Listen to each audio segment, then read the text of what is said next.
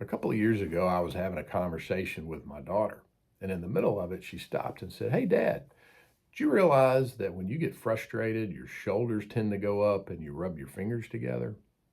Now, I didn't appreciate that observation in that moment because I was in the middle of making what I thought was an important point. So immediately said, "No way," as I noticed my shoulders start to go up and I looked down and I was rubbing my fingers together. She was right. And she should know. She'd observed it many times over the years as the source of some of my frustration. I was 60 years old and had just discovered something new that I had been missing. Now, what are you missing? I think there's a couple of reasons mainly that we should be motivated to discover these things. Number one, to prevent some relational damage that you could be doing. I work with a lot of leaders who have pretty good intentions, but their passions and their habits are getting in their way and making them less approachable. They could be finding out some very valuable information if they were more approachable. So finding this out and discovering it and fixing it is pretty important information to know. Every admiral that I've worked with in the Navy has a master chief who's a long-term veteran who has permission to tell the admiral what he thinks is going on, how he thinks the admiral is coming across, how that last meeting went, as well as the status of the staff morale. It's very important to have people inside your organization who understand the inner workings and observe you frequently to give you this kind of input. It's also important to have people outside your organization to be able to give you input as well. This could be a mentor or a coach. Now, the second reason is so that you can capture more opportunities before they pass you by. We want to avoid rash decisions in an effort to capture these opportunities. You don't want to be ready, fire, aim, but on the flip side, we can also get stuck in the ready, aim, aim mode.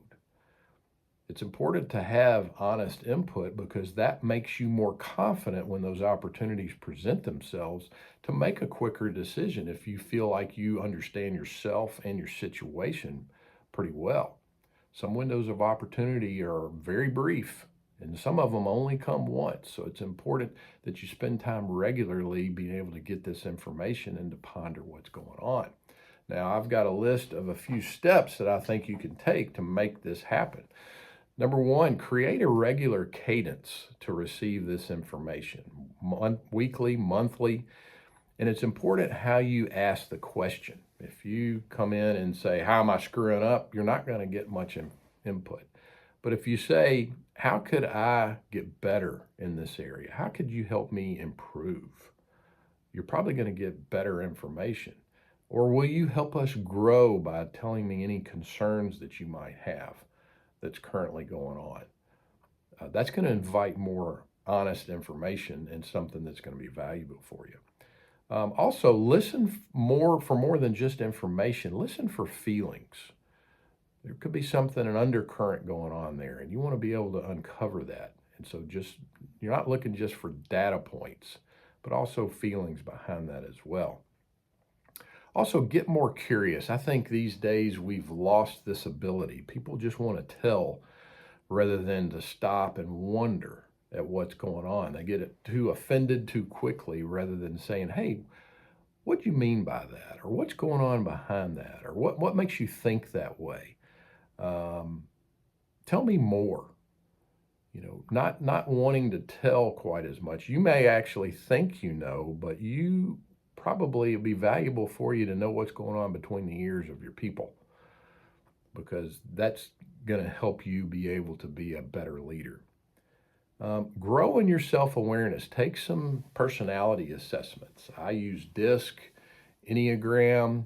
The Work in Genius is good. It's only 20% around personality, 80% around productivity. That's why teams like to use it, but I use it as to help people grow in their self-awareness.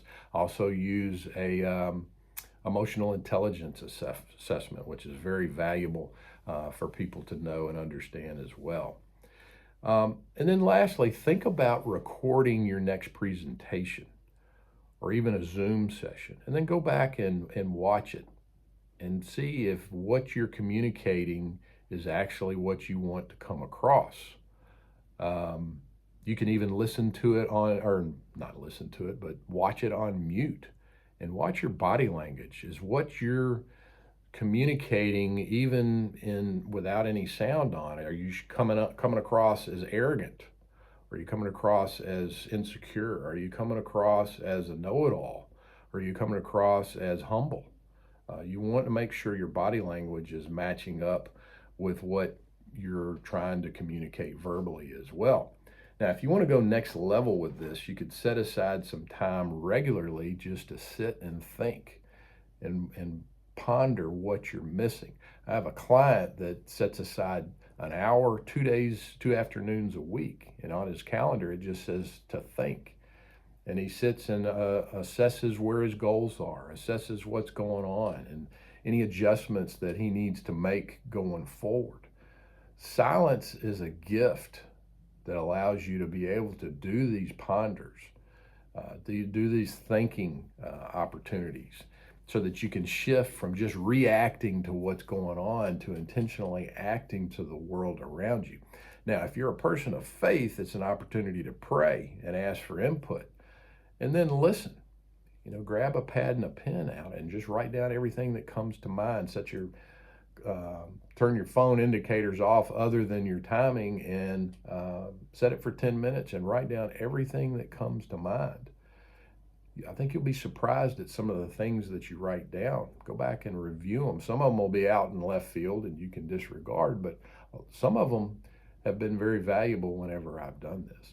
Now, I appreciate the fact that my daughter cared enough to be able to tell me that observation. Now, when I'm sensing my shoulders start to rise and I get tense, I'm able to take a step back, get some perspective so that I don't get stressed out. What are you missing?